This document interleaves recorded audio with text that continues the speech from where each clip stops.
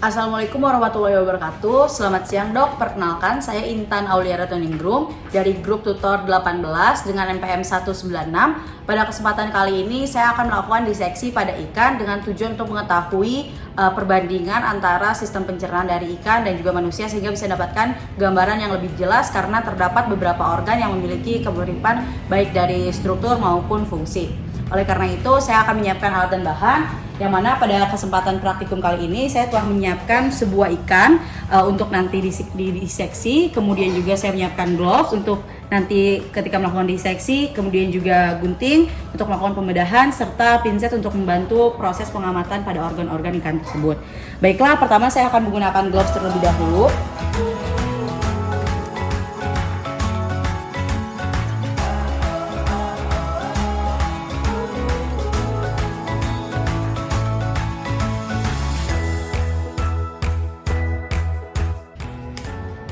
Dan saya akan memulai proses diseksi pada ikan.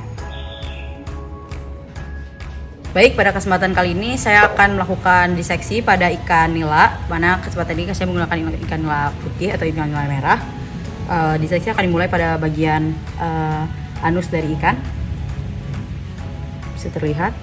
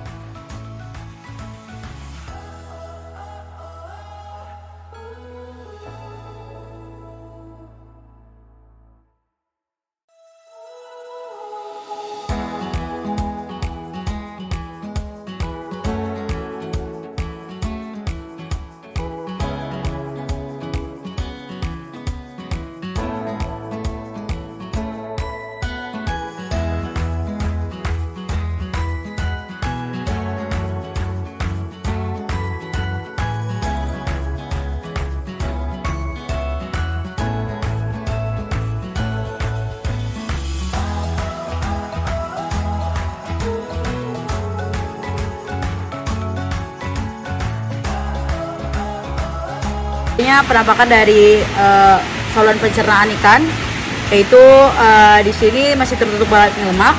Tapi untuk secara keseluruhan sistem pencernaan dari ikan ini hampir mirip dengan yang ada di manusia. Dimana tentunya untuk pencernaan sendiri akan dimulai lewat mulut, terjadinya proses mekanik oleh gigi, kemudian juga akan tertelan menuju esofagus.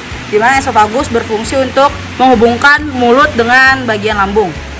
Nah, kemudian untuk ikan ini, untuk bagian lambungnya masih tertutup, di mana nanti lambung sendiri itu akan memiliki fungsi untuk mencerna makanan, baik secara enzimatik maupun secara mekanik. Setelah dari usus dan juga akan lanjutkan ke usus halus atau usus besar, dan untuk kemudian nanti dikeluarkan melalui anus baik dari ikan ini.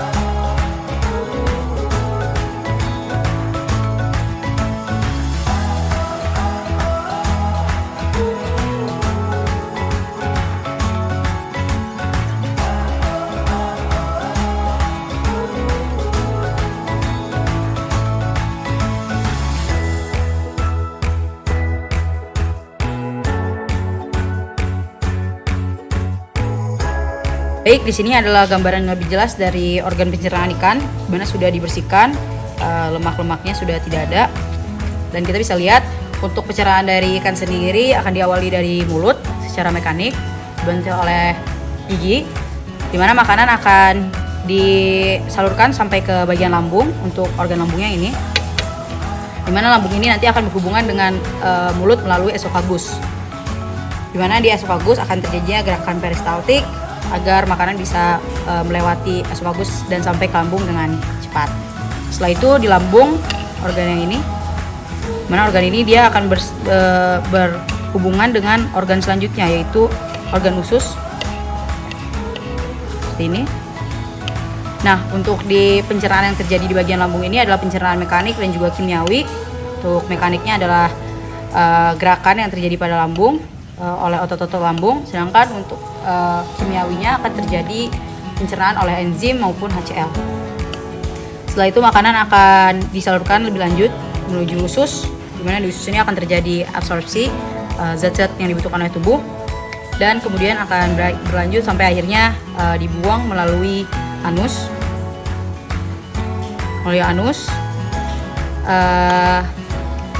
Setelah melewati usus halus. Adapun beberapa organ aksesoris yang ditemukan pada ikan ini adalah yang pertama, kita bisa lihat di sini adanya liver atau hati yang cukup besar. Kemudian juga di sini ada organ yang berwarna coklat. Yang ini merupakan limpa. Setelah itu ada satu organ lagi yang berkaitan atau menempel ya berhubungan dengan liver, yaitu kantong empedu. Demikian penjelasan dari saluran pencernaan yang ada pada ikan. Terima kasih.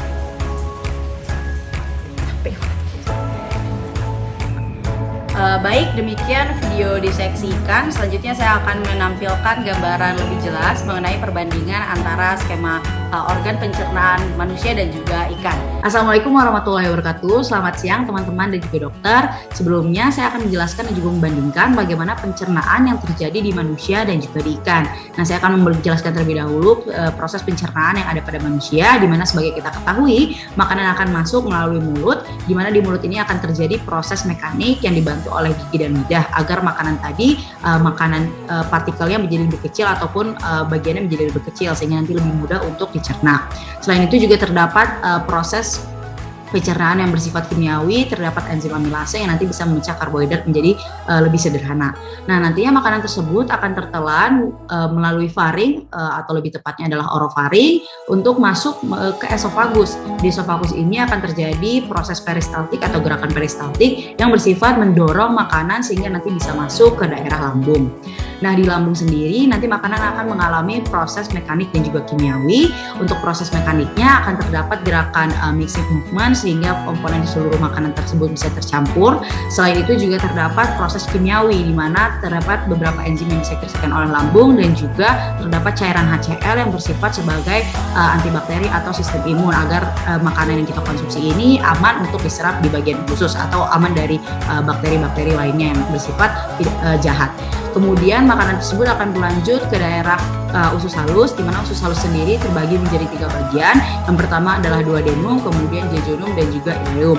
Untuk usus halus sendiri memiliki fungsi utama sebagai organ yang mensekresikan nanti beberapa enzim untuk memecah dan juga mengolah makanan. Selain itu juga untuk mengabsorpsi nutrisi-nutrisi yang dibutuhkan oleh tubuh kita.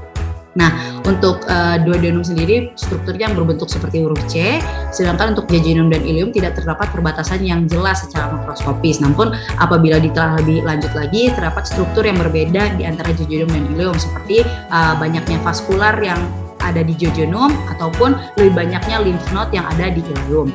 Setelah itu makanan akan masuk ke daerah sekum, di mana di daerah sekum ini sudah masuk ke organ usus besar. Usus besar ini terbagi menjadi 4 bagian. Yang pertama adalah ascending colon, kemudian transverse colon, kemudian descending colon, kemudian sigmoid colon, dan berakhir di anus. Nah, untuk usus besar ini akan berfungsi untuk mengabsorpsi air dan juga untuk terjadinya proses pembusukan dari makanan atau feses yang dibantu oleh bakteri-bakteri normal mikrobiota yang ada di tubuh kita. Selain itu juga terdapat organ aksesoris seperti liver, pankreas, kantung empedu. Seperti untuk pertama, liver memiliki fungsi sebagai organ yang mendetoksifikasi toksin-toksin yang masuk ke tubuh kita, melakukan proses emulsifikasi lemak yang nantinya juga akan dibantu oleh gallbladder yang berfungsi untuk menampung cairan bile tersebut. Selain itu juga terdapat organ aksesoris pankreas yang memiliki fungsi untuk sebagai kelenjar eksokrin maupun kelenjar endokrin. Untuk eksokrin sendiri, pankreas akan berperan dalam sekresi enzim-enzim yang nanti akan disalurkan menuju ke daerah usus halus. Sedangkan untuk kegunaannya sebagai endokrin akan berfungsi untuk mensekresikan hormon seperti insulin untuk mengatur gula darah. Nah, demikian untuk sistem pencernaan yang ada di manusia. Dan pada hewan, utamanya pada ikan, yang paling mirip itu adalah satu diantaranya adalah ikan nila. Nah, untuk ikan nila, seperti yang sudah diseksi sebelumnya, terdapat beberapa organ yang terlihat cukup jelas, tapi ada juga yang tidak terlalu tampak seperti organ pankreas. Nah, untuk ikan sendiri itu juga sama, akan dimulai melalui mulut, kemudian akan tertelan lewat oesophagus juga, dan akan masuk ke daerah lambung. Nah, untuk lambung sendiri dari beberapa jurnal yang dibaca terdapat kalau hewan untuk ikan ini terdapat lambung yang memiliki kemampuan beradaptasi sesuai dengan bentuk tubuh dari hewan atau dari ikannya atau dari spesies ikannya.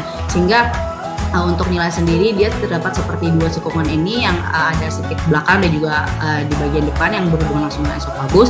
Namun keduanya ini langsung berhubungan dengan usus halus. Untuk ikan nila seperti yang saya lakukan di seksi pada kesempatan kali ini, itu untuk bentuk lambungnya itu adalah seperti kantung karena ikan nila sendiri merupakan ikan omnivora. Nah, untuk ikan juga terdapat hal yang menarik di mana untuk ususnya ini tidak ada komponen yang atau tidak terstruktur seperti manusia yang bisa beda antara usus besar dan juga usus halusnya. Nah, selanjutnya juga nanti makanan tersebut masuk ke usus, kemudian juga akan keluar melalui anus. Fungsi dan juga strukturnya juga sama, tapi terdapat sedikit perbedaan seperti yang sudah saya jelaskan. Selanjutnya juga untuk organ-organ yang bersifat sebagai aksesoris seperti liver, pada ikan itu ukurannya tidak tentu, tergantung tubuh ikannya juga, dan liver di ikan itu tidak berbentuk tegas seperti yang ada di manusia. Selain itu juga untuk kantung empedu ikan juga tergantung dari masing-masing ikan, ada yang sangat besar, ada yang cukup kecil. Dan untuk kantung empedu ini biasanya memang berwarna kehijauan. Nah, selain itu juga untuk organ lainnya seperti pankreas juga memiliki fungsi yang sama pada ikan, yang mana untuk pankreas juga akan membantu proses enzimatik yang terjadi pada saluran pencernaan ikan. Demikian mungkin yang dapat saya jelaskan mengenai perbedaan ataupun persamaan dari sistem gastrointestinal yang ada di manusia dan juga ikan nila. Sekian, terima kasih. Wassalamualaikum warahmatullahi wabarakatuh.